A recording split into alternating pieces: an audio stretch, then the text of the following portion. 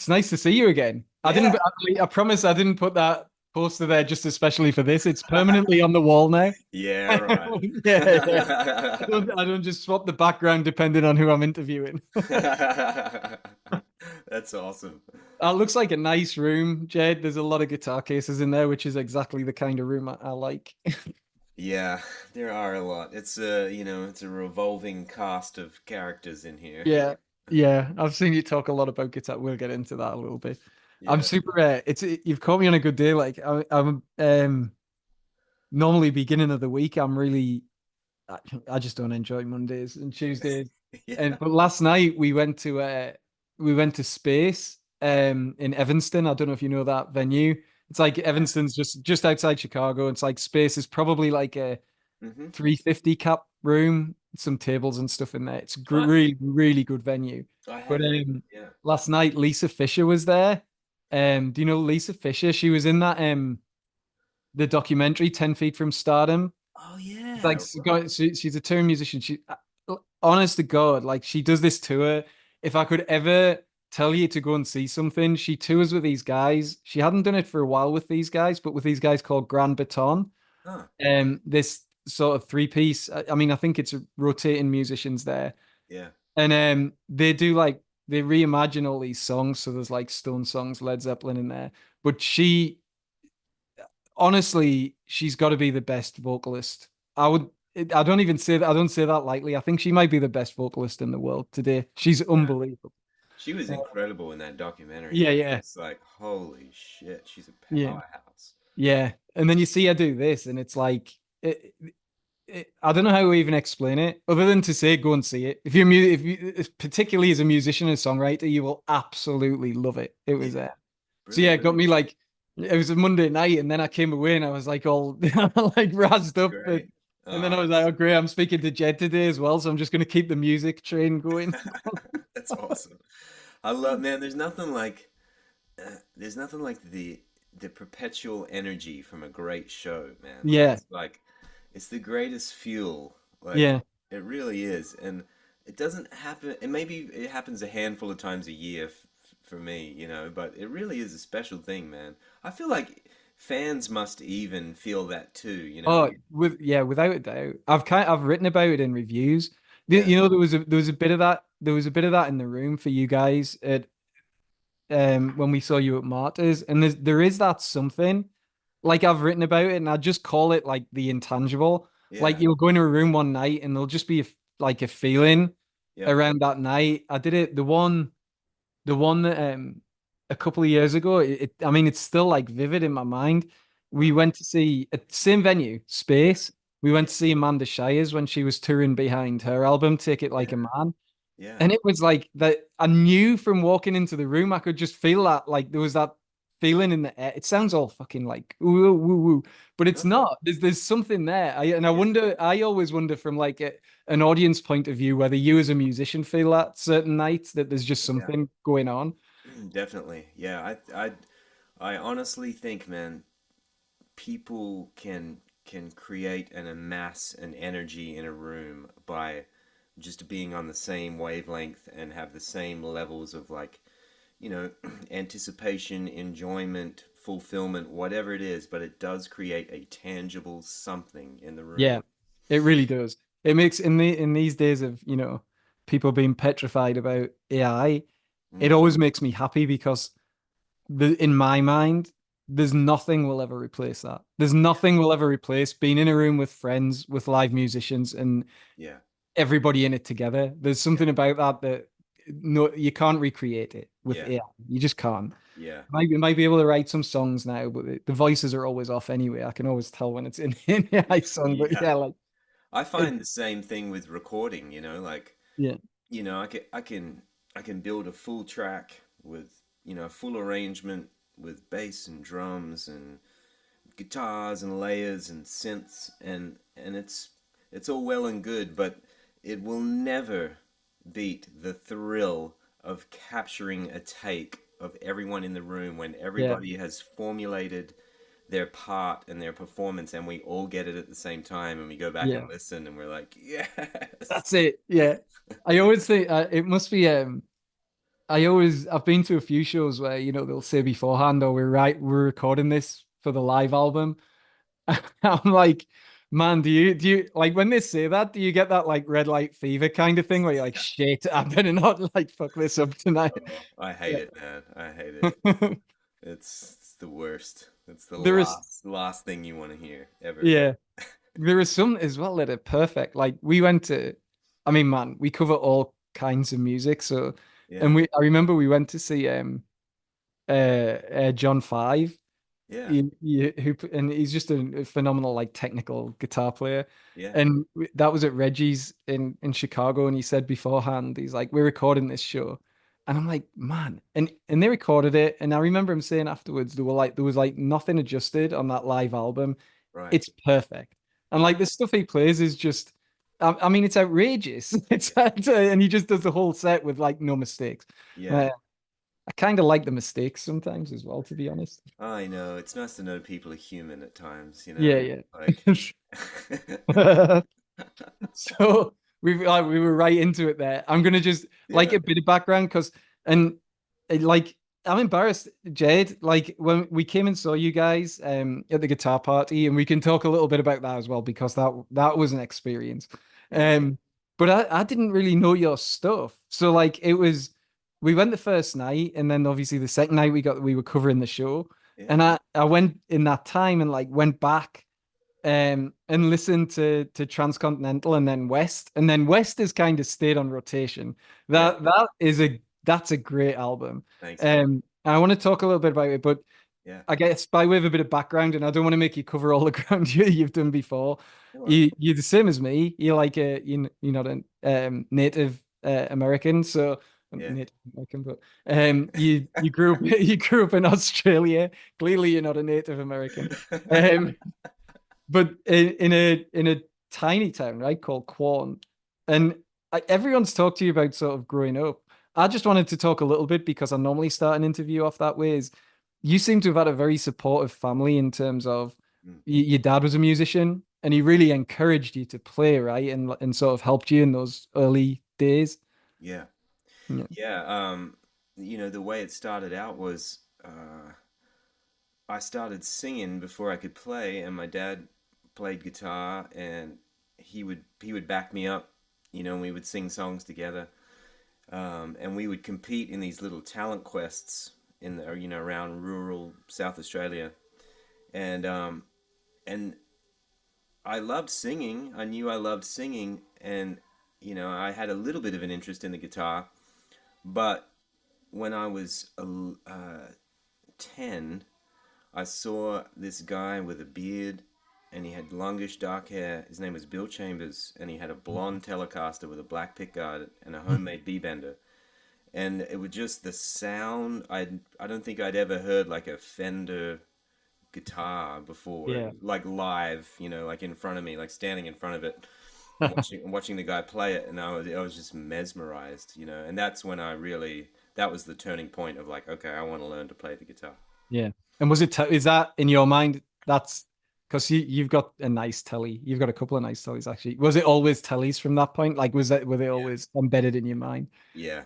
Yeah. Yeah, it was right from the get-go, and it always has been. I was just like, I'm just I don't know, there's something so simple about them, Yeah. yet they're so challenging. It's Yeah. like they're just so unforgiving, but they can be so beautiful. It's like Yeah. on any given day, even when I've got mine completely dialed in with the setup and everything. It's like even just like 2 days ago, I picked it up and I was like, "Oh God, this is so hard." Yeah. Yeah. And And other it days, it's like, "Oh." Yeah, it sounds amazing. Yeah. Well, you guys, I always notice it. Same with Guthrie and Tom to an extent. It's like you guys play not clean, but you play pretty clean. Like there's no room for it doesn't leave you much room for error. I guess your guitar Yeah, tone. And people are yeah, gonna hear every note that you guys right. pick. And it's and I think that's similar to a telly with a telly as well, right? Like I Yeah, think that a telly lends itself to that. absolutely. Yeah, there's really nothing to hide behind. It's Yeah. like you really got to have a pretty good handle on your technique to just make it sound like you're saying, clear and audible and expressive and right. Yeah. And then I guess one of the thing I was going to ask you about Australia, because when I was looking back at like some of your interviews and stuff, it mentions that you started going out and supporting, like playing in a backing band at 12, right? But I Yeah. mean, how does it work? The distances in Australia are huge, right? Were you traveling like far around to do that? Oh man, yeah. I mean, sometimes, days. Like Yeah, I remember we drove all the way from Quorn to a place called Gympie in Queensland. yeah, It was a 2-day drive um, that we had to do, and again, I hit the jackpot with parents that were just so supportive, yeah, and and and also I think they just appreciated the fact that I was just because I was so interested and enamored with music. I was just, it was all I did. I didn't play yeah, competitive sports or anything. I was just, all I gave a shit about was music. And yeah, I think they saw that early on. And so they, decided they would do everything they could to encourage me and keep me inspired and support me. yeah. And then it sounds like you literally were that kid who just followed his dream, right? You saw that like Nashville, you started seeing these artists. Nashville is where it happens. Yeah. Like I'm gonna get there. And you got Yeah. there by way of Texas, Yeah. I guess, and Yep. went to like a like a music college in Texas. Hmm. In where was that in Texas? It's called Levelland. Okay. If you ever heard the James McMurtry song Levelland, Oh yeah, yeah, that's it. It's written about that town. It's yeah. really, Okay. really not much to speak of other than it has this little junior college that was, the music department was propped up by Waylon Jennings because he grew up about 15 miles away in a little town called Littlefield. Okay. And Tom T. Hall, who grew up right there in that same area. So when Mm, they had some success in the 70s, they to kind of give back to their area, they invested some money into the college to sort of develop this music department, um, which was incredible. And it's sort of over the last 30, 40 years, it's become a place for sort of retiring older Texas road musicians to teach at. yeah. It becomes their gig when they don't want to travel anymore. And so, my teachers were Joe Carr and Alan Mundy, and who were legendary bluegrassers. Yeah, yeah. And I knew that before I applied. I was like, yeah, I'm gonna go learn from those guys. And was it like across the board? So what, like in terms of courses, was it songwriting? Was it production? Was it all of the above kind of Yeah, thing? yeah, it was everything, man. It was like, one-on-one classes. I had mandolin with Joe Carr. I had Yeah, one-on-one guitar with Alan Mundy, who has an unbelievable jazz and facility. yeah, And then there was writing courses. There was studio engineering, and I just did as much as I could do. yeah, It was awesome. yeah. And then made your way to Nashville. And Yeah, then I don't like I say I'm not gonna make because I've seen you've done like so many interviews where you've gone through all of this 100 times. So I that's don't want right. to make you go through it all Yeah, again. no worries. It's all good. But I guess it's like you got to Nashville and it was pretty straight away for you, right? Like you landed a gig and recorded a record, transcontinental, pretty like you were signed and recorded a record pretty early on after arriving there. Yeah, Um, I had a gig playing guitar and singing with Patty Loveless within the first 2, 3 months. it's It was crazy. like it was crazy, man. I mean, just the way it all fell together and happened so quickly. Like I still can't believe it. I tell the Yeah. story sometimes at gigs. Like my first gig in Nashville was the Grand Ole Opry with Patty That's what Loveless. I was going to ask. That is nuts to me. Like I was listening to the interview where you were like, I went in for the rehearsal and I was like, failure is not an option here. So you learned the entire catalog, Yeah. get the gig, and like they call you the next day. Oh, you're free on Friday? Yeah, it's the Opry. By the way, you're playing mandolin, which you Yeah. didn't have one. That's, Which I that's hadn't played since college. It's like, can I borrow a mandolin? Um, yeah, it was just, you know, really amazing how that all fell together and worked out in the yeah, beginning. And also led to like a lot of really long friendships, and yeah, connections with Rodney Crowell and Yeah. Guy Clark and Vince eventually, and just Yeah. all these people that I admired.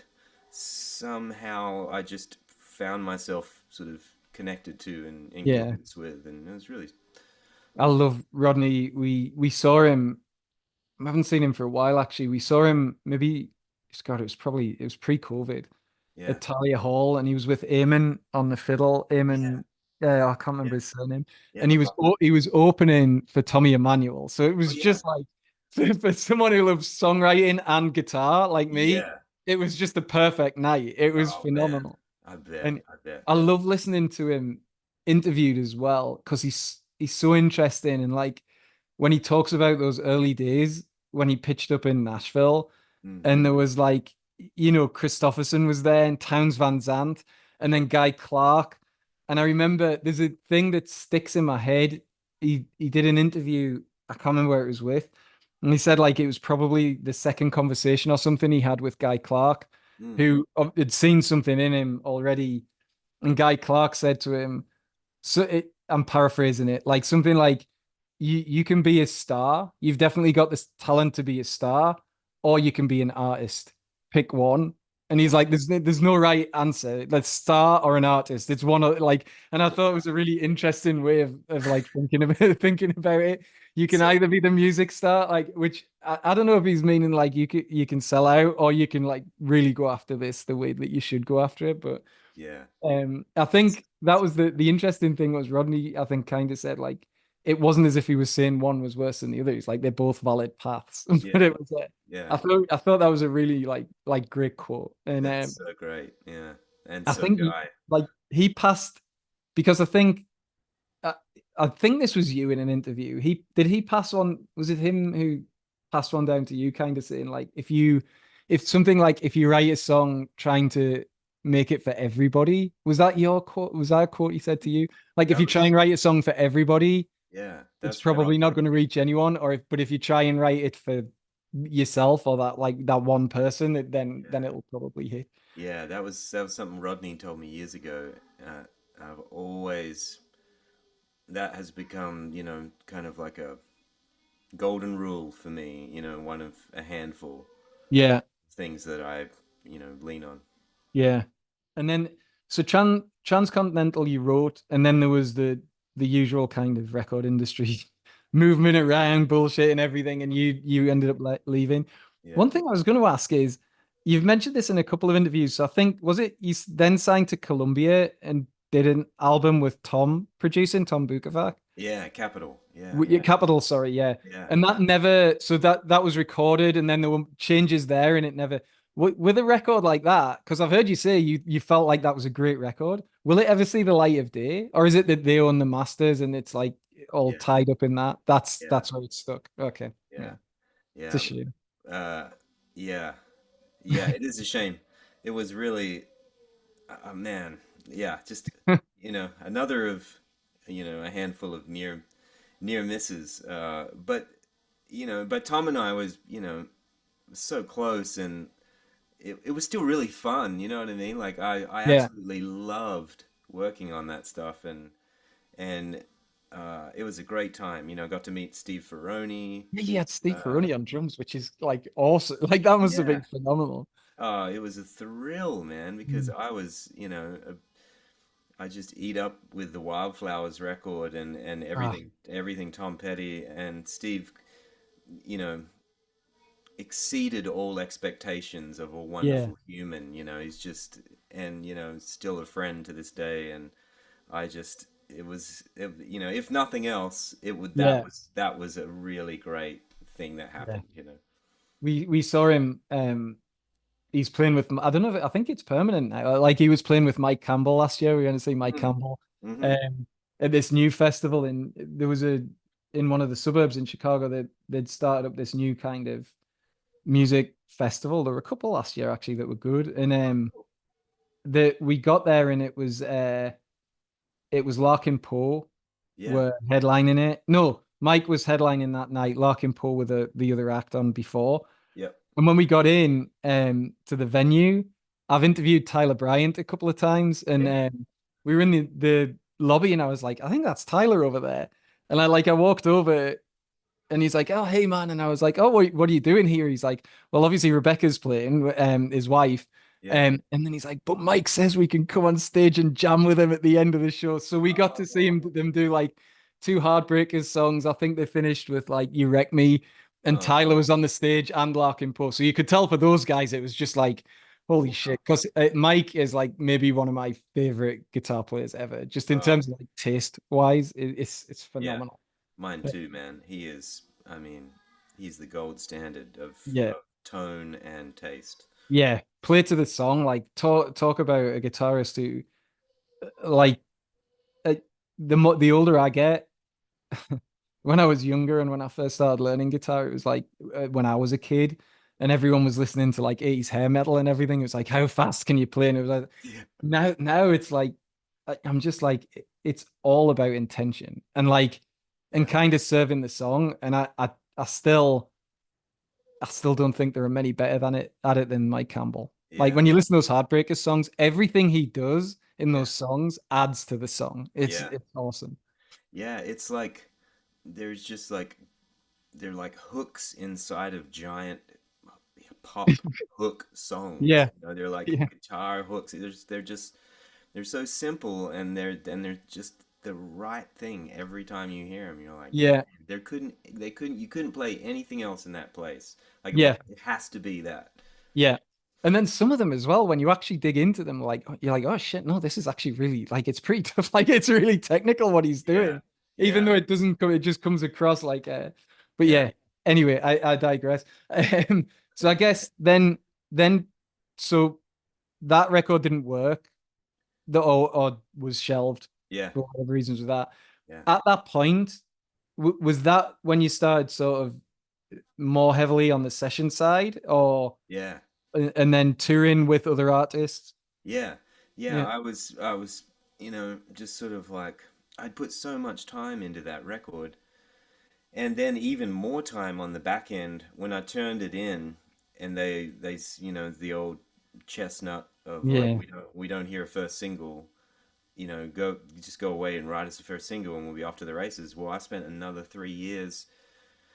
3 years. That seems like such a that's long time. fucking nuts. Yeah, Writing songs, making demos, trying to just pour my heart into this thing that finally I just had enough, and I went to breakfast with the head of the label, and I just asked him out of my deal, and he let yeah. me out. It was really very cool of It, him to do like that. yeah, Yeah, it's. I always think like when I hear that, like we don't hear a first single, I always think back to Tom Petty again, yeah, talking about, when he was trying to get that album out and it's got like Free Falling and you run back down on it and they're yeah, like, we don't hear a single on this one, guys. Like, are you yeah. fucking kidding me?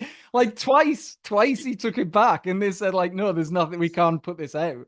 I'm I like, know. it's always like it's always super motivational to me that like and Yeah, also sometimes makes me think who are some of these fucking people in the music business? yeah, Like, if you can listen to a record like that and go, "We don't hear a single," then you shouldn't be in the music business. I mean, yeah, honestly, quite honestly. yeah. It's cruel, to hold up people's time like that.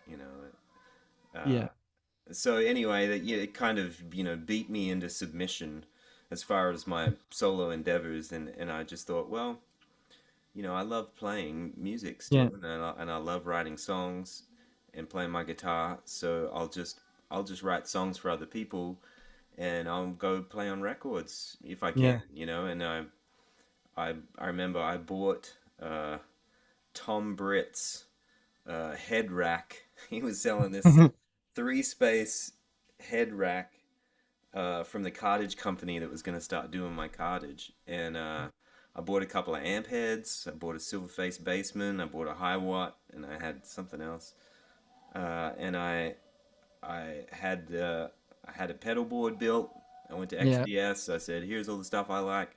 They built me a pedal board, and I was in the session business. And I just took every single call that I got, and within about 6 months, I was pretty busy. Like, yeah. busy enough to make a living from it. And I guess, I mean, given some of what you'd done as well in terms of who you'd played with, that Yeah, that had to count for a lot. I think if people like, hey, yeah, he's been out with Patty Loveless, that like this isn't just some like person knocking around like trying to pick up work. That must have yeah. helped, I guess, I think so. in Yeah. those relationships. And I was also, Rodney called me and he was like, "Man, you need to come out on the road with me and we'll just go have fun playing music for a while." Because he knew I was pretty bummed about it all, and so he took me out there and we toured the Outsiders record. Yeah, He had a record called The Outsider, and that was me and Will Kimbrough playing guitar, dueling guitars in the yeah, band, and it was just so fun, man. Like yeah, we went all over Europe, we were all through the US, and we had this cooking band. I mean, it was just so fun. And it kind of got me just reinvigorated my enthusiasm for just, put the business side of it over there, yeah, and music is still fun, and enjoy it. And did you Yeah. start writing when you were on the road with Rodney? No, I wasn't writing that much. I was just, um, I mean, to be honest, I was doing a lot of drugs at that point. Yeah. I was I was out into the wild, man. I mean, I was as far out as I could get probably, Yeah, um, but I was playing a lot, and I was just really enjoying that, just yeah, playing loud electric guitar and having a good time. Um, yeah, uh, so yeah, I just sort of did that for a couple of years, um, and then we picked up with Emmy Lou yeah, when they started working together, working on they recorded an album together, Old Yellow Moon, and yeah, we started touring that record. And that was when met my wife, yeah, and that started off a whole other yeah. journey. Just Yeah, like a period of relentless touring then. I guess like that, well, that must have been back to back if you went straight onto the Emmylou tour, like yeah, 3 4 years of just touring. yeah. We were Yeah. working a lot, and it was us and Richard Thompson, which was just so fun because we got to jam every night, and he would get up and play "Ain't Living Long Like This," "Ain't Yeah. Living Long Like That" with us, and he and I would trade solos. It was really fun, man, and I loved watching his acoustic set every night. Yeah. Because he would do an acoustic thing, and then he would bring his trio out, electric trio, Yeah. and that was when a light bulb kind of went off watching him of like, oh, I used to really enjoy playing acoustic guitar by myself and just playing my Yeah. songs, and slowly, I just started sort of writing a little bit, just dipping my toe in the water a little bit, and then that sort of led up to finally deciding to make West, Yeah. and make something for myself again, um, which I poured my whole heart and soul into, and it became somewhat of an obsession, that record, of like just recording in my several different houses that we Yeah. lived in, and sort of cobbling together uh, just parts and pieces and old songs and new songs, and different pieces of inspiration, different music. Yeah. I was really deep into really anything but country music at that point. I just sort of got off on this tangent where I was listening to a lot of Elliott Smith and Leonard Cohen and Radiohead and just all kinds of other stuff, and it just seemed to like wash over what I had naturally accumulated, sort of taste Yeah. wise in from the country sort of world, and it became sort of a mishmash of all of that, Yeah. Um, Like it's perfect in a way that I can't put a badge on it. Like mm, that's and I mean that as the biggest like we yeah, last thank you. year I interviewed Aaron Lee Tasjan, Yeah, and he put out a record last year, Stellar Evolution, which was my favorite record of the year. I yeah, kind of opened up the interview with him. I was like, the biggest compliment I can pay you is like somebody like I got a he sent out a version of the record for us to review because we were going to interview him. yeah, And like I mentioned it to someone and they were like, "Oh, what kind of record is it?" And I was like, I don't know. I couldn't put it in a box. Like I Yeah, couldn't tell you what it is. yeah, And I said to him, like, I mean that as a compliment because there's something about being able to do that, but also because that record hangs together fantastic. Your record, I mean, it hangs together thanks. perfectly. It's Thanks. let's see, and you are pulling from all over the place, and Yeah. then you've got like I just the one that I come back to over and over again on that record that I've probably listened more to any on the other Mm. is Sleepless. I Oh, I love that song. I love the thanks. guitar part. Thanks. Um, I love that line in it. The process of free just keeps getting higher. Yeah. That's such a great line. And then Thanks. what on the vocal on that song? Did you like double it or Hmm. something? It's Yeah. yeah, you double yeah, because it's got a great sound on the vocal as Oh, well. thanks. Yeah. Yeah. Yeah. I stole the Elliott Smith trick. Yeah, yeah, yeah. And I, then I didn't realize that West did badged as like a different song. I just thought it was still yeah. Sleepless because you Oh, play yeah. it just goes straight into that with the Yeah. strings and everything. It's which is beautiful as well. Thank you. Yeah. Yeah. Yeah. That was And a piece of music. I couldn't figure out how to make it all work together, And then I realized when I was getting to the end of my part on Sleepless, the guitar part, I just realized while I was tracking it, like if I just slowed it down a hair, I could bleed that into the beginning of West, and the whole thing actually became one performance yeah. because I once I figured that out, I became obsessed with it living as like one whole thing together, Yeah. and uh, so that's what it was. And I'd written that piece of guitar music, and then Jordan Lenning came up with that just like epic string arrangement. Yeah. Like the first time I heard it, when we were cutting the strings for it, I was on the floor, man. I was like, I'm so glad this guy is Yeah. here. So it sounds amazing. Yeah, It, thank you. and did you so you mentioned a little bit there, Jed, like I know you produced that album yourself. And Hmm. then I mean, was it literally you were recording at home? Were you in? I guess you're in studios. Some of the drums must have been tracked at studios and stuff like that. But were you? Was it a mix of like you recorded parts at home, you recorded some in the studio, you recorded? Yeah, two of the songs that I cut with Matt Chamberlain, we Mm, cut at his studio in LA, yeah, live, just him and I. So it was like a performance with the drums, acoustic and drums. yeah, And then I took those tracks home and built on those.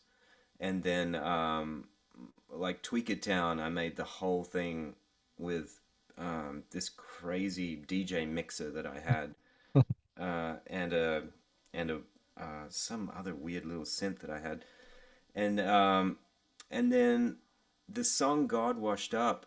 I was gonna ask you about this one. Yeah, that's the work tape from the day we wrote it.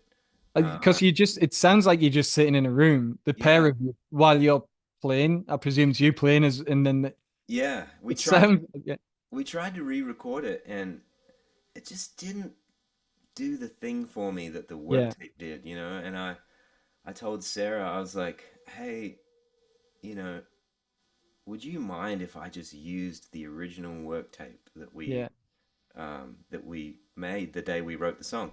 And you can hear her son, it's actually Marshall, in the background yeah, cooing towards the end of the song. And I just thought that was such a beautiful record of that time as well. There just seemed to be something special about that. yeah, And she was like, "Yeah, I don't care, whatever you want to do." And so yeah, that is actually the work tape. And then I built some other things around it, but yeah, um, and then s- um, some other things. A lot of the stuff that was added, I did at home, like in a room, just yeah, like this. Just with my gear and setting up amplifiers in other rooms, yeah, um, and then I had this stupid idea of mixing the thing myself because I was so down the rabbit hole with the sounds, and everything that I'd curated and put together. yeah, I just couldn't bring myself to hand it off. I yeah, was like, yeah. all right. And my poor wife, like she had to put up with me.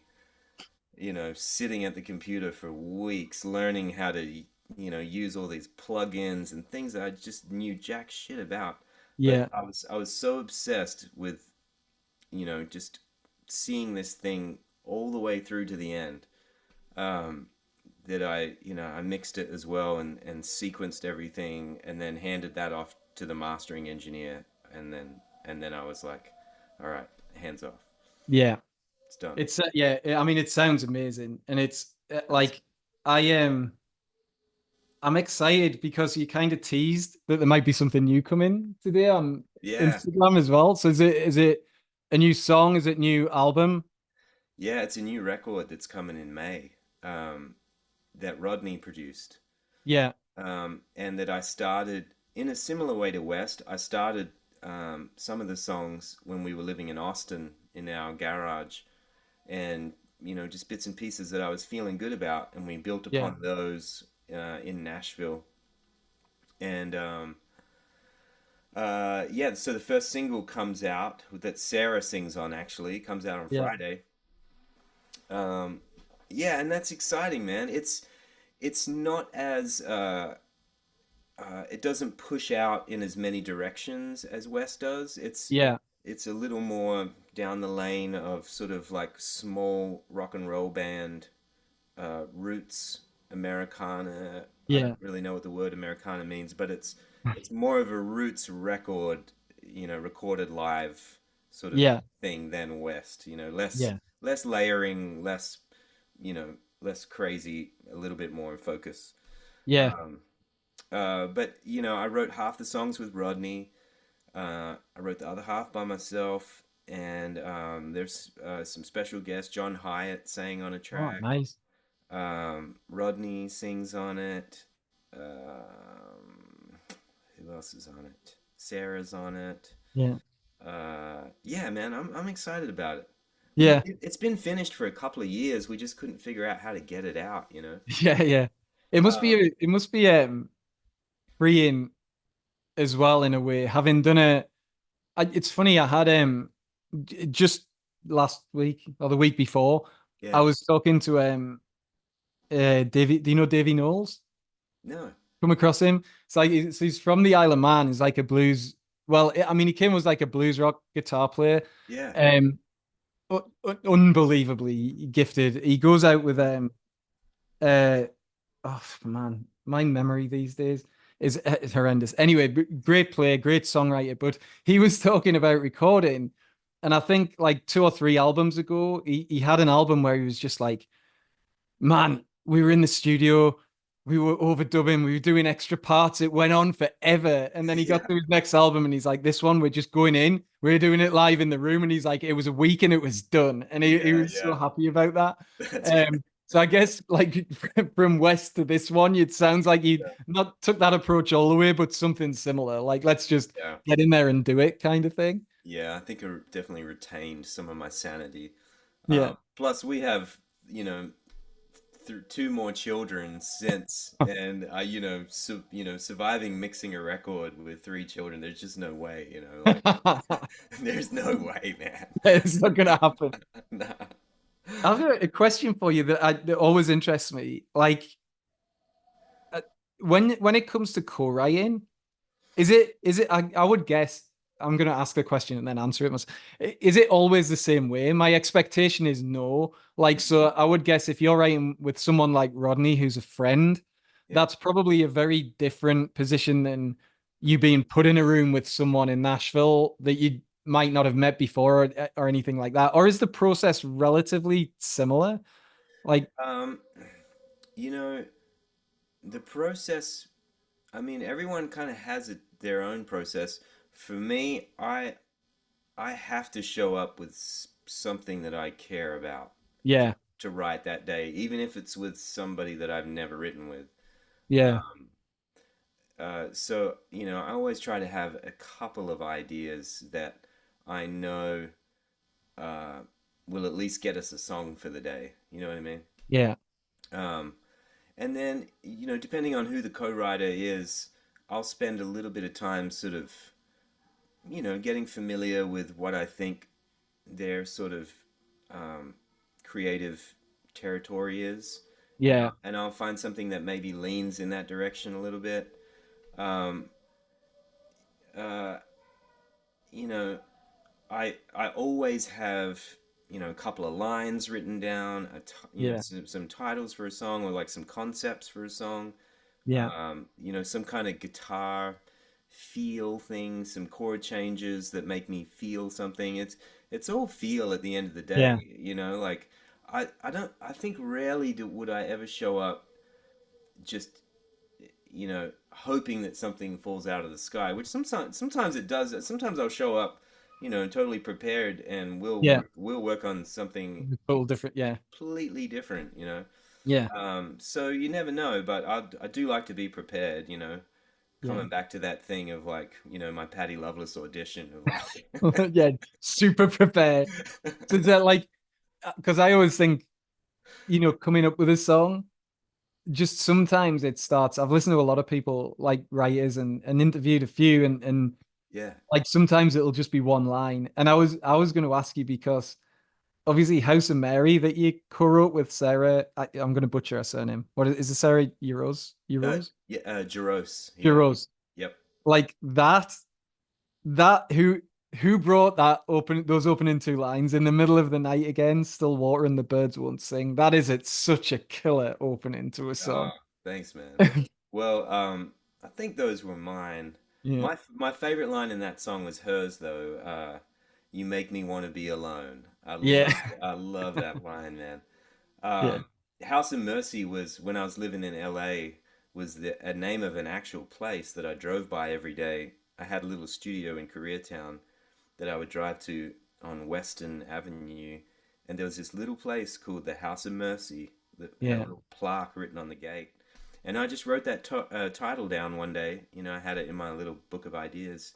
Yeah. And when Sarah and I got together, I was like, I have this idea. Like, there's this place in LA called the House of Mercy, and we wrote it more like, almost more like, the Sling Blade, uh, story of like, Dwight Yoakam is the terrible boyfriend, Yeah. abusive boyfriend, and like, there's this sort of looming domestic, violent sort of thing happening. Yeah. Um, uh, and and then obviously in the song, she's not putting up with that shit anymore, and she's like putting her foot down. But yeah, I mean, you never know, man. I mean, I just like last night even I was laying in bed, it was almost midnight, and I was just couldn't sleep, and so I put my headphones on and I was listening to some music, and then out of the blue, I wrote a whole song called 10 Years Ago. Yeah. And I don't even know why or how it happens, but I just wrote 5 verses and I wrote a little chorus and I made a little work tape. I've been losing my voice because I had this weird cold. But I listened to it this morning and I was like, yeah, it's not bad. It might be all right. But I never know. I never know where it's going to come from, but I do know if I don't pay attention when it does come, Yeah. something mysterious does happen and the muse sort of like backs away a little bit. Yeah. Yeah. You know what I It's mean? that Neil. It's funny. I was talking. There was a songwriter, great songwriter from Chicago in here, and I call Lydia Cash, and we Yeah. were talking about that in terms of the process. And I always like I love Neil Young, Yeah. and like listening to him talk. I love him for a couple of reasons. One as a musician, but Yeah. one, and because I'm British and I'll never be like that. I just love how unapologetically he lives his life. Yeah. Like, I'm gonna do this. I'm Yeah. right now. I'm fucking sick of this. You lot go away. Now I'm gonna do this over here. And Yeah. he doesn't care. He's like, I don't care. That's just what I want to do, and I'm gonna do it. And he doesn't care Yeah. what anyone thinks. Like, Yeah. I love that. But if you've been born in like repressed Britain, like you're never gonna be. I'm always like, oh, but am I gonna hurt someone's feelings or anything? Like he's my hero in that I get it. respect. I get it. It's the same with us Aussies. Yeah, yeah. My mom's parents, were English, came over on the boat in the Mm, 60s, and there is that thing of like, polite. Well, I don't want to rock the boat, Yeah, like yeah. I don't want to be outspoken, I'm going to be respectful and I'm the same way, man. Like Yeah. I really admire those, outspoken characters and iconoclasts Yeah. that are like, well, this is just the way I see the world, Yeah. Yeah. and I have no apologies. And it's phenomenal. And then what we were talking about in terms of processes, I always remember listening to him talk about it where he's like, it exactly what you said, actually, Jed. I just have to be ready. I just have to have my ears open and like I have to be ready for it whenever it arrives. And whenever it arrives, I'll stop whatever I'm doing. And Yeah, whether it's a napkin I've got in front of me, I mean, now it's easier, right? With iPhone and stuff like that and voice yeah, messages. yeah. But that was his thing. And it's like, and also he had this, and I've heard a few songwriters say that, that perspective that it's it's something in it's something they connect to Mm, and then bring down. And then somebody, we were talking about this in the Lydia interview, somebody had come out and said, "Oh no, that's ridiculous. It means it belittles what songwriters do." And there was an answer to that, which was, mm. "Well, no, it doesn't, because if you just give a look like some potatoes and vegetables and stock to someone, that's not a meal. The chef makes it a meal." It's Yeah, like, think of it the same way, right? A yeah, songwriter's got to be open to pick that up. yeah. But that's just the pieces. They then make it into what it is ultimately. I don't think it belittles it at all to say that it's something like that, to be honest. No, Um, I agree. And it's sort of similar to that analogy of like, I've always thought it was funny when people say like old guitars have songs in them. yeah, Like, yeah. oh yeah, that one's got some songs in it. That one's got some stories to tell. And I'm like, that doesn't have a fucking story to tell. People have stories to Yeah, tell. exactly. Like, what's it saying now that it's leaned up against the wall? Yeah, Like, yeah. I've always thought that was so funny, Yeah. like. Might inspire someone to tell a story by how great it sounds, but yeah, it doesn't have the story in it. Like, Yeah, yeah, yeah. it's I mean, I'm gonna write the same song, you know, today that I'm gonna write no matter what guitar is around me. It's yeah, just, it doesn't matter. yeah, And to that end, that's also the thing about all these incessant gear questions that we always yeah, get about like what overdrive are you using, or yeah, yeah, yeah, what kind of pick, what kind of strings, or what kind of pickups. It's like yeah, on one hand it matters, and on the other hand it completely is irrelevant. yeah, yeah. No, it is, and I think it's like I just think get what in. It's the same with the whole like vintage or new argument and stuff as well. And like I think Yeah, get something that you think sounds great. It's like and it yeah, might be something you never even like. I like playing guitars.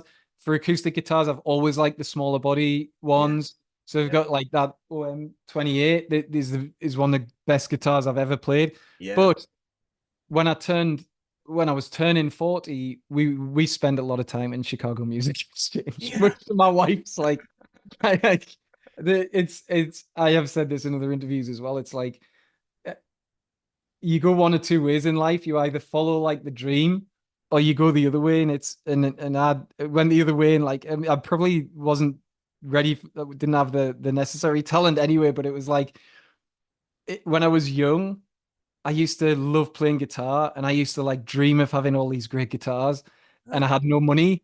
yeah. And like now I got old and I got this job that got me to the US and I earn a bit of money so I can buy these guitars. I've got no fucking time to play. So it's like I can't balance that equation. Like it's impossible.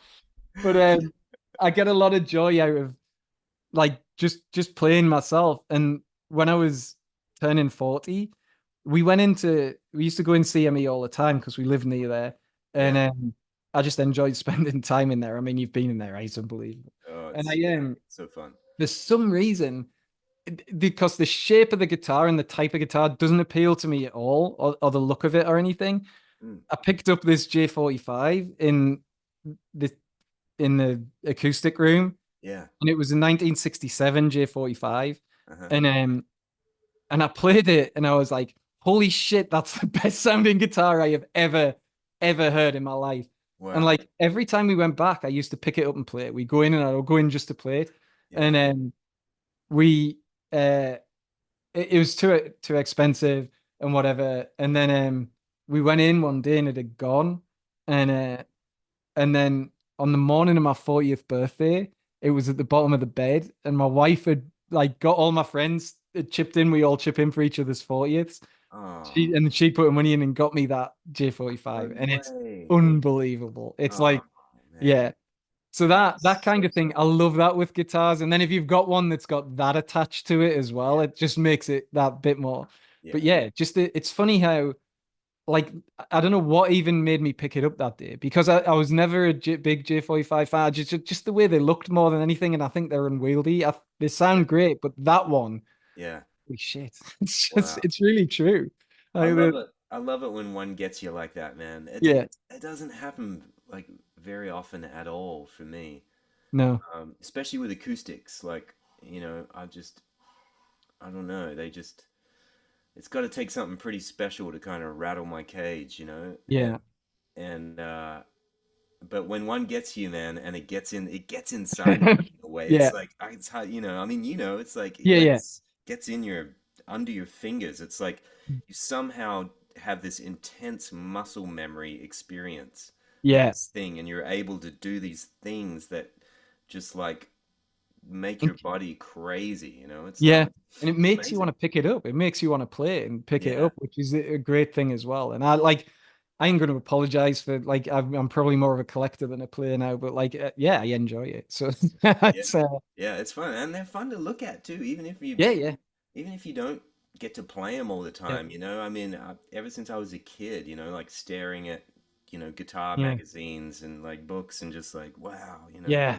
The s- problem here in Chicago is like that's only out because I was playing it today. Like everything has to stay in its case during winter with like humidifiers in there, like yeah, those Dario humidipacks, which I'm going through like crazy at the minute because it's so dry. I had no idea about that when I came over to the US, and the guitar I brought with me, like the bridge ended up lifting off it because yeah, I just left it sitting out on a stand. I didn't know. So yeah. yeah, but I it's didn't nice know. when you had it have them sitting out. Yeah, I love it. Um, with Yeah, Jed, I've kept you for way over 30 minutes. But, yeah. No worries. thanks so much for coming on. Like to Yeah, close, I guess a couple of things I want to say. One is that the record is coming. So is there a timeline on it? Do you know when it's likely yeah. to drop? May 2nd, it's gonna Yeah. drop. Yeah, the So whole will you record. probably press it on vinyl? Um, I don't know. Yeah, I hope you do. Yeah, maybe.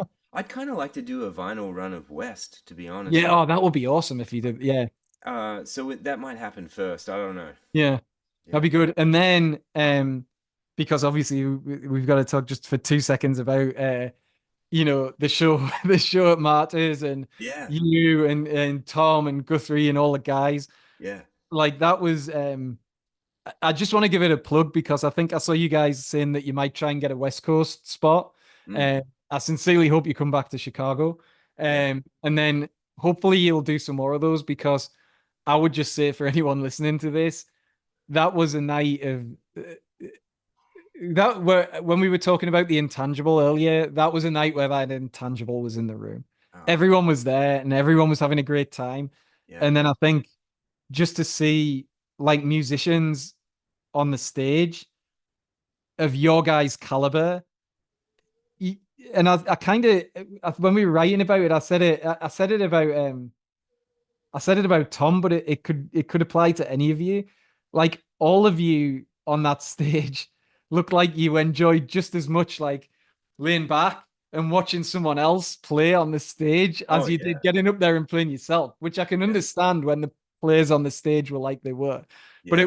it was a phenomenal night. So yeah, Thank if you. you're gonna do some more of those and anyone's listening to this, go and see it. It was it was Thank awesome. you. Yeah, Yeah. we got some more coming down the line. It's too much fun to not do Yeah. it, when Yeah.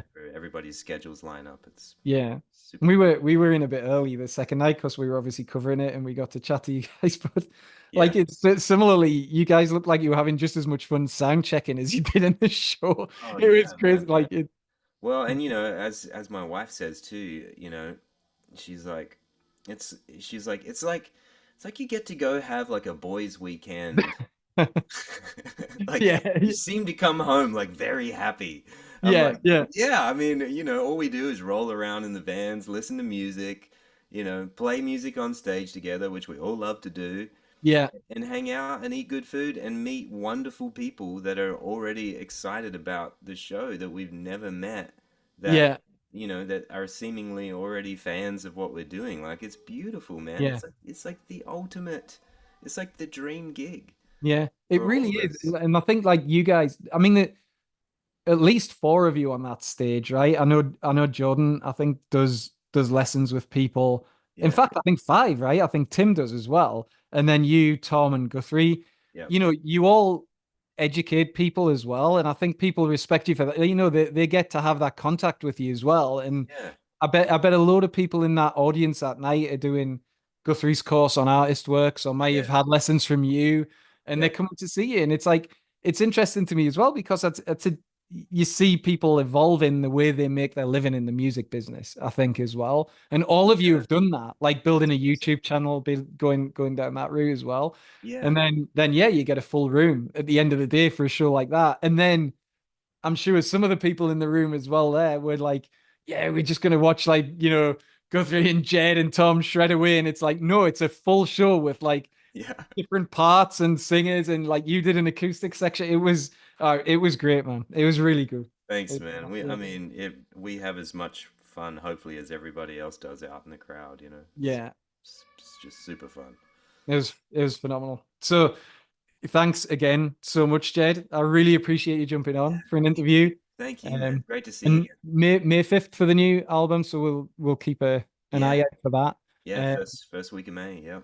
yeah, and let us before it's released, if you want to come and talk to us about that or anything, you're more Yeah. than welcome anytime. Yeah. Yeah. I'll ping you a copy of it when we get off here. Ah, perfect. Thanks so much.